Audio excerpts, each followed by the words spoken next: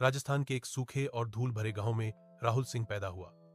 उसका घर मिट्टी और गोबर से बना था। छत से धूप छनकर अंदर गिरती थी। पिता की मौत वह बचपन में ही देख चुका था। एक निर्माण स्थल पर हादसा और उसके बाद सिर्फ चुप्पी। घर में अब सिर्फ वह और उसकी मां सविता थे। सविता दूसरों के घरों में कपड़े धोती थी।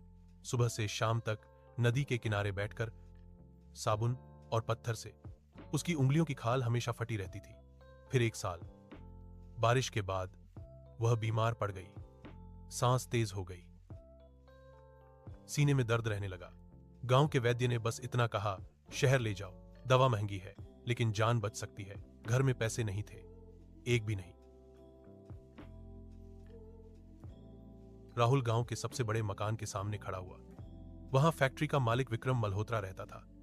बड़ा फाटक, अंदर संगमरमर का आंगन, छत से घूमता पंखा। राहुल जमीन पर बैठ गया, हाथ जोड़ लिए। बोला कि मां मर रही है, उधार दे दीजिए, जिंदगी भर काम करूंगा। विक्रम ने उसकी तरफ देखा तक नहीं, इशारा किया। दो आदमी आए, राहुल को घसीटकर आंगन में ले गए। लाठियां पड़ी, धूल उड़ी, उसका चेहरा जमीन में दबा दिया गया। किसी ने हंसते हुए कहा, गरीबों की उम्र भी क्या बढ़ानी।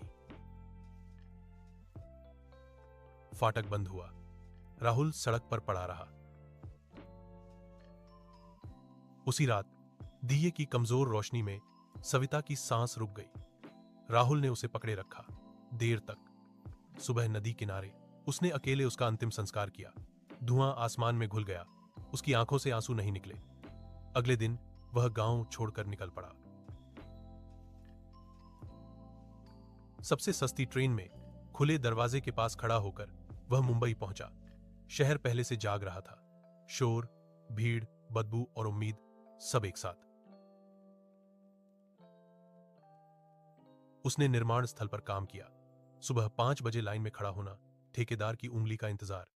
चुने गए तो काम, नहीं तो भूख। नंगे पैर तपती जमीन पर सीमेंट की बोरियां उठाना, धूल फेफड़ों में भर जाना। किसी के गिरने पर काम नहीं रुकता था।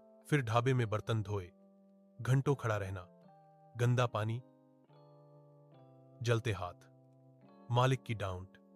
फिर रेलवे स्टेशन पर कुल्ली बना, दौड़ते हुए प्लेटफॉर्म पार करना, सूटकेस उठाना, कम पैसे लेना। पुलिस आई तो भागना, रात को फुटपाथ पर सोना, बारिश में भीगना, सूखी रोटी को धीरे धीरे चबाना। साल बीतते गए, उसकी पीठ झुक गई, हथेलियां पत्थर जैसी हो गईं। वह कम बोलता था, सिर झुकाकर चलता था। एक दिन फैक्ट्री की मशीन टूट गई, गियर नियंत्रण से बाहर। बुजुर्ग लगभग